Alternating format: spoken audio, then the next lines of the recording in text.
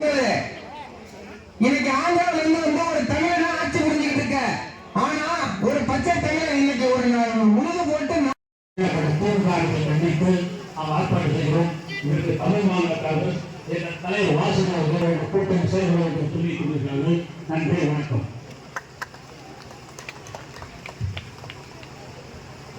நிர்வாகிகள் வந்திருக்கீங்களா?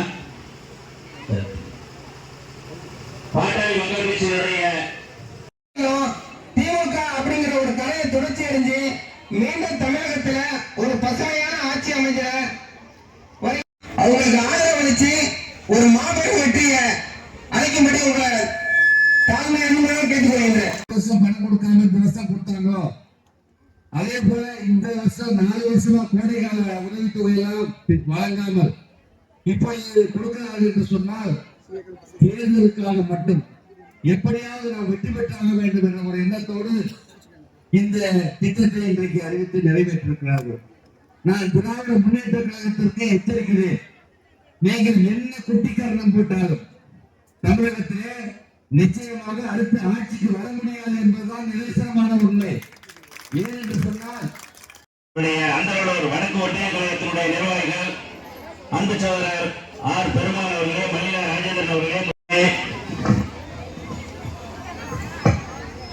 அன்பு சகோதரர் வழக்கறிஞர் வெங்கடேசன் அவர்களே சிறப்பாக இந்த நிகழ்ச்சியை கலந்து ஆனால் எடப்பாடி அவருடைய ஆணைக்கு இணங்க விரையா திமுக அரசு, மு.க. ஸ்டாலினுடைய அரசு கிராமப்புற வேலை உறுதி திட்டம் 125 வேலை உறுதி திட்டத்தை செயல்படுத்தக்கூடிய மு.க. ஸ்டாலினை கண்டித்து நம்முடைய அந்தளூர் வடக்கு தெற்கு ஒன்றியத்தின் சார்பாக மிகச் சிறப்பாக இந்த ஆர்ப்பாட்டம் நடைபெற்றுக் கொண்டிருக்கிறது.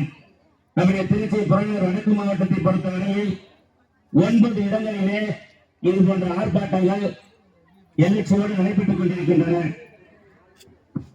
பாரத பிரதமர் மோடி அவர்கள் விக்சித் பாரத் கிராமப்புற வேலை உறுதி திட்டம் 2025 முன்பு 100 நாள் வேலை திட்டம் என்று சொன்னதை இப்பொழுது 125 நாள் வேலை உறுதி திட்டம்.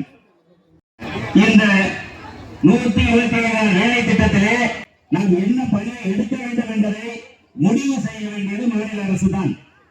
அந்த பணியை எங்கே செயல்படுத்த வேண்டும், எந்த இடத்திலே செயல்படுத்த வேண்டும் என்பதை முடிவு செய்வதும் மாநில அரசு.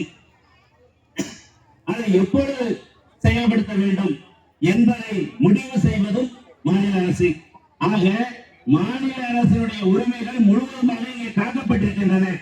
அது மட்டுமல்ல, கிராமப்புறத்திலே விவசாய பணிகள் இடையிருந்த நேரத்தில் இந்த 100 நாள் 125 நாள் வேலை திட்டத்தை நிறுத்திவிட்டு அவர்களை விவசாய பணிகளுக்கு அழைத்து சென்று அவர்களை அந்த பணியெல்லாம் முடிந்ததற்கு பிறகு இரண்டு அரசை இருக்கிறார்கள்.